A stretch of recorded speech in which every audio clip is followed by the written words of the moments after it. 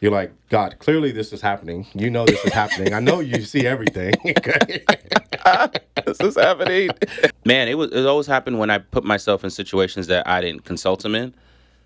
I like how you said that. You put yourself Yeah, into. Yep. See. it was Okay. my fault. This is a man of growth right here. This is a man of growth.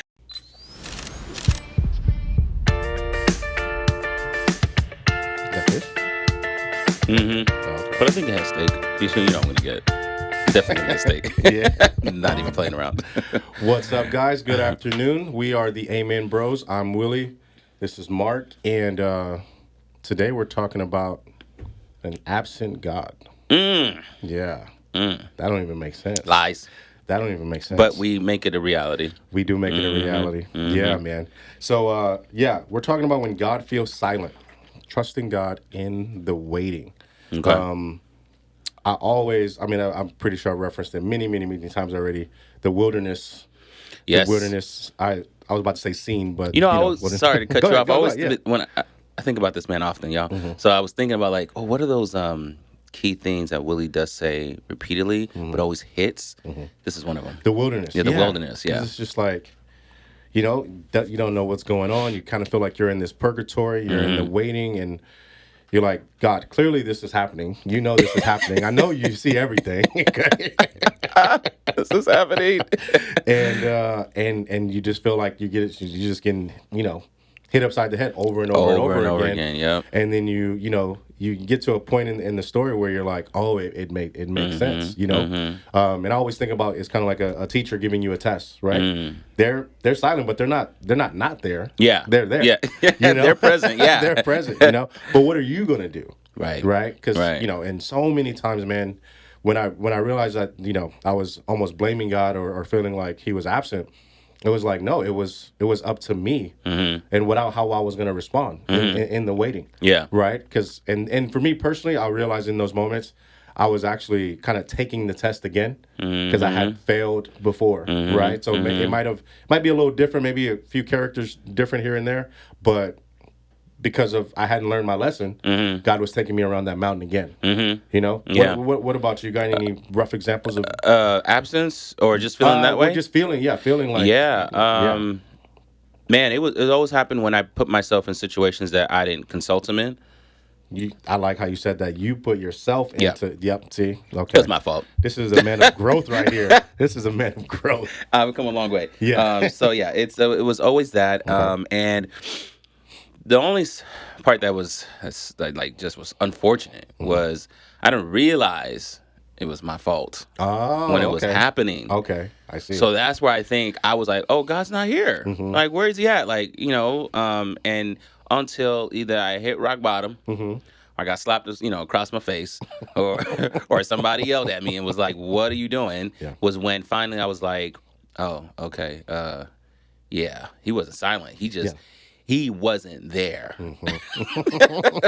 Like we were talking to the president, the teacher, like Yeah. he was somewhere else. Yeah. He was like, oh, you went on that on your own. So okay. Yeah. So yeah. Then like Yeah. what do you expect to do when you've basically like shunned your tour guide? Yeah. You know what I mean? You're Right. like, hey, I don't need you, bro. I'm good. Can you Like, imagine doing that I've in never- Jurassic Park? Yeah. See. In the movie, they were just doing the tour guide part. I mean, look. To be fair, we wouldn't have been out there anyway. That's true. dog. We would have been out there anyway. First of all, I'm not doing it. nah. I'm gonna fly over. Yeah. That's cool. That's dinosaurs. I'm out. I'm out. I'm out. Like I'm good. That's like great. the way my faith is set up. I've seen like, it. I'm out. I I'm saw good. it. I'm My good. faith. I don't even have to see it, but I saw it now. I believe. I'm out. I heard it. I'm I've seen the gone. movies. We're good. I'm out. Yeah. So Deuteronomy 31:6 says, "He will never leave you nor forsake you." Mm-hmm. Right? He will never leave you nor forsake you. Right? It's amongst the thousands that have to be in there. This is the one that I always think about. Like, no matter how I'm feeling, right? The reality is He's still right there with me. Yep. Every step of the way. Yep. Psalm 46:10 says, "Be still and know that I am God." Right? And once again, this is another one that resonates for me because when I get in my feelings or I'm feeling lost or I'm sort of at a crossroads, I try to control the situation by either self-sabotaging because at least I know the outcome. It's nothing new. Right? Instead right?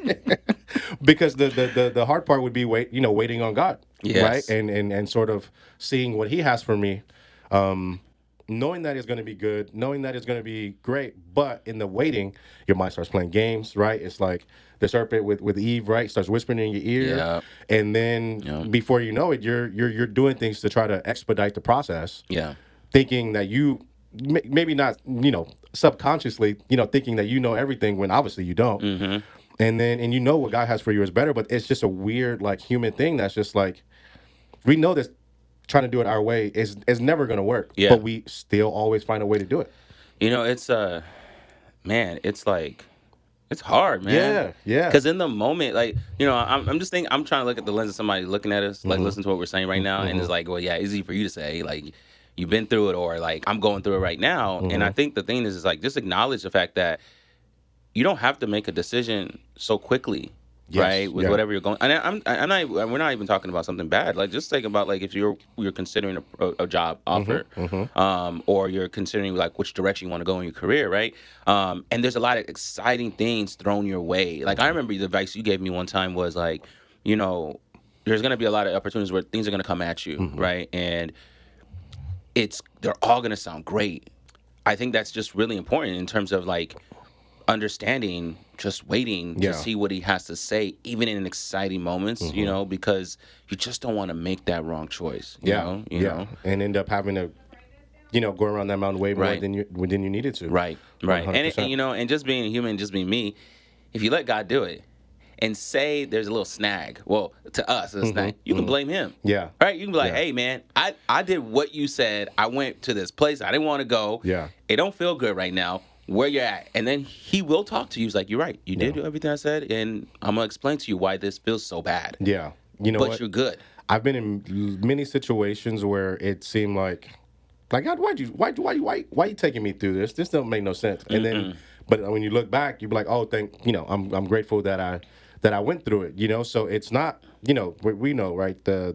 The road to progress is never linear. Never. Right? It's ups and downs, and it's peaks and valleys, and it's how you respond, how you just get up again, dust yourself off, and you just gotta believe that, hey, it's gonna work out some way, somehow. Yeah. Yeah. And that's the part where I feel like for humans it's really, really tough. Let me give you one actual example that happened to me. Okay. And it's so funny how it's turned around right now. Uh-huh. So I went to college in University of Arizona. Okay. Left high school and got a pre-pharmacy acceptance. Okay. Okay. I didn't know what that meant. Okay. So I'm just like, I'm going to school to learn how to be a pharmacist. Yep. Right? Okay. So, have I told you a story before? No. Okay. No, it's gonna be good. So then, I'm in school. U of A is like one of the top party schools. Just okay, okay. So everybody knows, right? I'm having fun. I'm doing my stuff, and 2 years go by, right? And I'm like, people ask me, it's like, what are you studying? I'm studying pharmacy. I'm doing okay in my classes, and I'm like, yeah, I'm telling people I'm in the school of pharmacy. Oh. Because that's how I understood. I thought it was just Okay. like, take your classes, and then 2 years after, we'll, get you in there. Yeah, and we'll you're talk good. about it. We'll talk about it, yeah. So here I come to my exit meeting for my 2 years. First of all, I got emailed, didn't even know what it was about. My counselor said, hey, we need to talk about your entrance into, your path going into the pharmacy program. And I'm like, wait, I'm already in it. In my mind, that's what I said. So I went to go talk to her, and she was like, so is your understanding that you're already in the school of pharmacy? And I was like, absolutely. She was like, oh, no. And I'm like, wait, what? And she's like, you were selected to get your classes like specialized for you in these 2 years, so that you can apply to the school of pharmacy, right? Your prereqs, Yeah. but it was catered to you because you were doing so well in high school. We wanted to kind of give you a competitive edge since you're with us at U of A, and this is our school of pharmacy. That's okay. So then she just hit me with the ooh-wop and said, you're not competitive enough to get into the school of pharmacy. Those are fighting words for us. And she was like, you're not even close. Oh, dang. And I was like, then you'd have to have that part in there. And I'm sitting there. But wait, they couldn't pull you to the side after year one? That's what I asked her. I said, and I was like, but that's Yeah, okay. neither here nor there. We're gonna talk. But, right? Yeah. So then I'm sitting there and I'm like, oh my goodness. What am I gonna do? I got Nigerian parents. Yeah. I'm in Arizona. My parents live in California. And I was like, well, what are my choices? She's like, you can either go back home and just call it a wash. 2 years of your parents Wow. paying, the fast food, all this stuff, the time, and I'm like, I can't go back home. Obviously, I yeah. would rather go to a different state.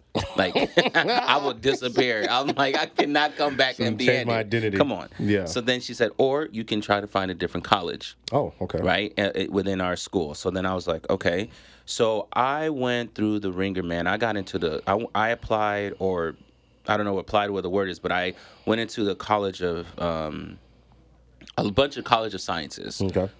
chemistry, something else, just trying to figure out how my grades can, where I can get a Where you degree. can go, yeah. Yeah, where I Yeah. can go to just get a degree. Yeah. Ended up at doing molecular and cellular biology. Oh, damn. Right? But here's the thing. Yes, sounds cool, but the problem was 2 years of my undergrad, I did a lot of my what you call your easy classes and your core classes. So when I got into the cellular biology core or department, they were like, "You've done all your easy courses. You're set up to Oh. do every upper level class." Bro, I told you the degree was called molecular and cellular biology. You lost me at molecular. That's crazy. Bro, I was taking classes back to back where my counselor was like, she felt so bad for me. She's like, but if you want to do a degree, this is what you're gonna have to do. I was taking DNA virology with upper division microbiology, another sequencing class, like all these things that you're supposed to take one semester, then take another one because you're building up. I was taking it back to back to back. That's tough. That's tough. I did not do well, Okay. but I Obviously, that's tough. graduated. Okay. I learned, but I graduated, right? Got out of there. Okay.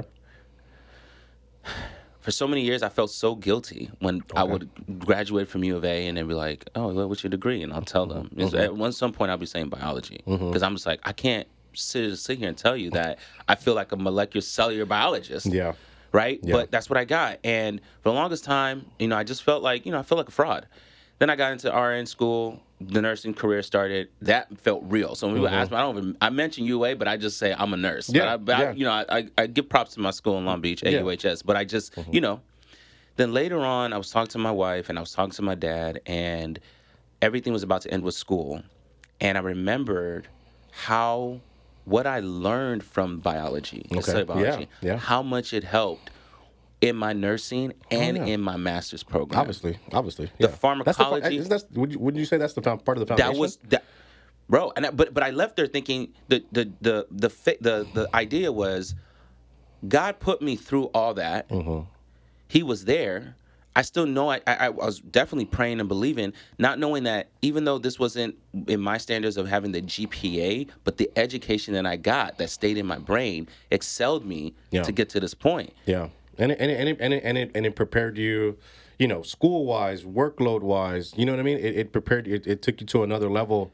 Expanding your brain. I'm sure. Yes. Because higher education is hard. It is hard. You got to be so disciplined. And the beautiful part about it is because of that, I was able to explain to people like how medications work, all this, and I was like, where is this coming from? Because they weren't teaching, and I was like, oh, U of A, and I was like, God, you are funny. So you're able to see things from a lens that's way more in depth. Yes, you know from what I the mean? cellular perspective, yeah. Which is that's the foundation.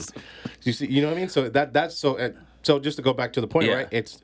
He uses everything for the good of those who love him. Absolutely. So I love that. Yeah. I love that. So my second point is waiting is often God's workshop. Right? Just like we talked about in the wilderness, you know what I mean? It says waiting seasons shape our character, faith, and humility. God's timing is not denial, it's preparation, right? We always kind of joke like, I'll speak for myself, but we're both kind of like dark-skinned Drakes. Yes, you know what I mean? Yes, we're very emotional. We wear our heart on our sleeves. Yes, and hey, Kendrick is emotional, but he's also gangster. It's different though when it comes out of a certain package. True. You know what I mean? True. You're giving me genuine vibes. Yeah. You know what I mean? But anyway, ain't nothing wrong. But I'm saying that to say, when it comes to like relationships and love and stuff like that, sometimes when we have to like wait for something, or we're feeling lonely or something like that, it feels like it's never going to happen for us. And Yeah. I'm just saying that because I just feel like that's just a very almost everyday Yeah. kind of feeling. Yeah. Like if it's not happening for you, then it must mean that it's not for you. Right. And sometimes it's just like, no, like I feel like God is using that time to, I don't know, give you time to stack your chips a little bit, right? Maybe grow a little bit in maturity, Yeah. or because who He has for you is gonna be of that upper echelon where it's like, hey, Yeah. I want you guys to be like a good fit. Yeah. Or Yeah. or the job, or whatever. Maybe you're waiting to become a parent. All these things require just a higher level of self. I always talk about this with Betty, like. She's been with her company for 20 years. Wow. 21, I believe. My And, goodness. when she first started with the company, she was not doing the things that she's doing now, right? With the tools and the technology and the responsibilities, let alone the titles, that requires you to step it up a notch. And I feel like we really miss the boat when we aren't aware that the same, our faith requires us to do the same thing, right? The more you are in relationship with God. Basically, the longer you're on this earth, you're alive, and ideally you have a relationship with God. It requires, obviously, it's not forced on us. We serve a loving God, so it's not forced on us. But we darn, for I don't know how can I say this? We better be trying to mature in our faith. Yes. Right? Yes. So you learn from your mistakes. Yes. You're not making the same mistakes over again. But this is less about mistakes, but it's about, when you're in a certain season of life, reflect back on maybe the season prior or a similar season that you've already gone through, and let that carry you so that you could, like, hey, I'm going to be okay. I just need to make it through this storm. Yeah. And know that another storm is coming. That's not being pessimistic. That's saying, being hey, realistic. that's saying like he's with me on the mountaintops. He's with me in the valleys. He brought me through. He's going to bring me through, and just keep going. You see what I'm saying? But absolutely. But if we're still responding to the same things in the same way, lashing out, I don't know, not loving God, not loving ourselves, or maybe by not loving on others. We're not learning anything. Yeah. We're not exercising our faith. We're still bottle-fed baby Christians. And that's not criticism or anything like that. But, there's an expectation to grow. There's an expectation to grow. There's a like we always talk about once again, there's a responsibility that comes with the blessing. Yes. Right? You get a house, you got to clean that mug. Yes. You know what I'm saying? You Yes. get a little bit more dough, well, you better start saving a little bit more dough. Yes. All these little things, kids are great until they blow up. They blow up. They blow up their diaper. You know what I mean? Or until they're not listening to you. It's a beautiful thing until it's not. Until the work starts. So, man. Just want to encourage myself that hey, like there's work to be done. Yeah. You know, there was a thought when you said about the waiting. Is like, I just had a vision or just an idea of like, you walk into a restaurant, right, and you're being seated, right, and then say just the person across from you. Let's just say it's Jesus, right? And he's like, "What's good? Like, what's good, Mark? What's good, Willie? Like, what are we talking about here? What is it that we want to do? What is it you're trying to do? What is it that you don't understand? Whatever, right?" Waiter comes down and say the waiter is the Holy Spirit, and it's just like, "Hey, how can I serve you? I like some water, something like that. Sparkling water for me. Maybe Jesus, you got us on the wine, like just something like that, right?" And he's like, "All right, cool." And you take your order, right? You give him what you want, and he says, "Okay, I'll be right back." Waiter goes in the back, goes to the chef. The chef is God, and he's cooking up. In the meantime, you're waiting. You're having a conversation. And I take that as those are those waiting moments where you're praying, you're conversing with people, you're acting on your faith, you're doing the same, you're doing your thing, still showing up, doing your role. Then you're hearing people in the atmosphere, you're just waiting, and you're just looking at the time, maybe whatever, and you're like, man, I can't wait for this meal to get here. Finally, it arrives. Right? And I think a lot of us are like, what are we doing in the moment of waiting? Are you that person in a restaurant has somebody across from you and your head is just down in the menu or on your phone, social media, right?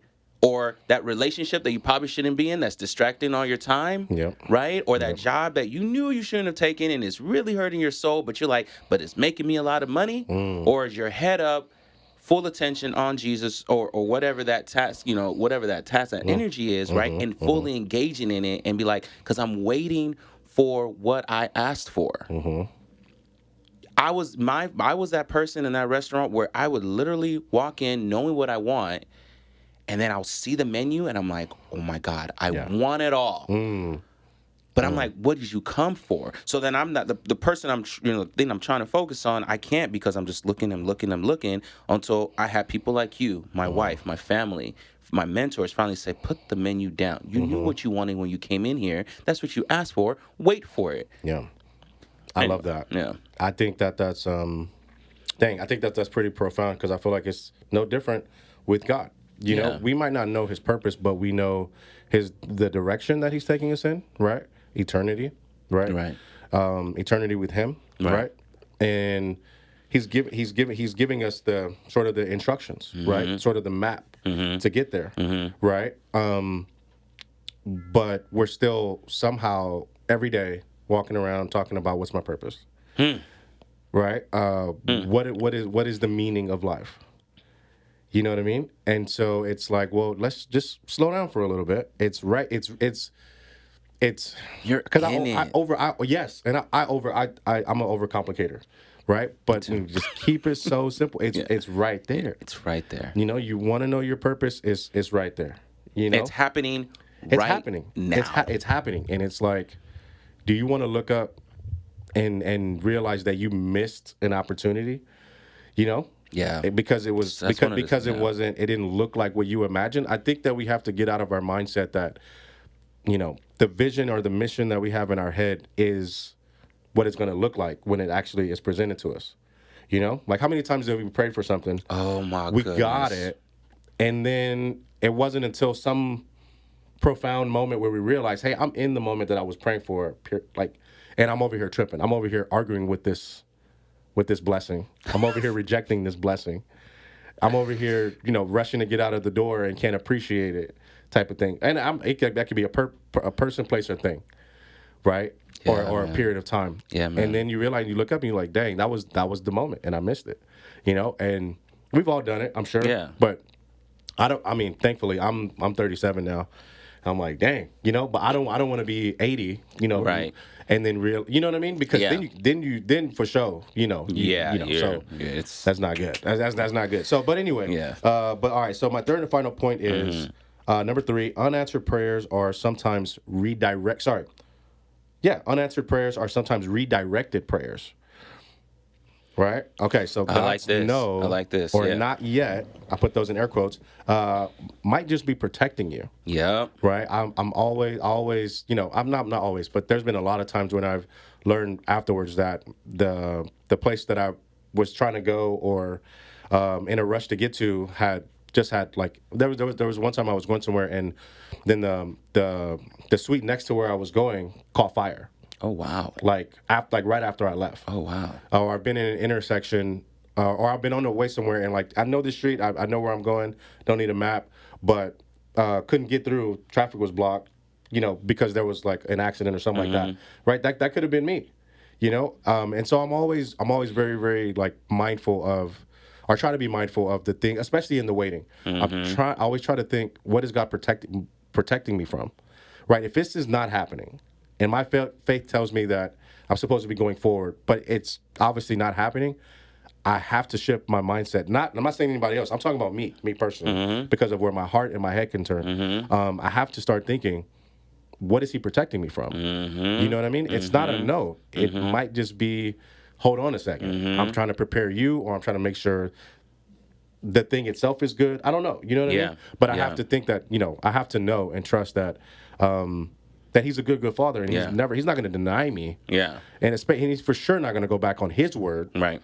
So is it my perception that's off? Right? Am I giving myself something that, you know, that I'm giving to myself, and it's actually not coming from him? Right. You know, I don't know. What do you think? No, I think you're right. I think you know, going back to the top of this, like, that silence, that absence, that waiting is that. Yeah.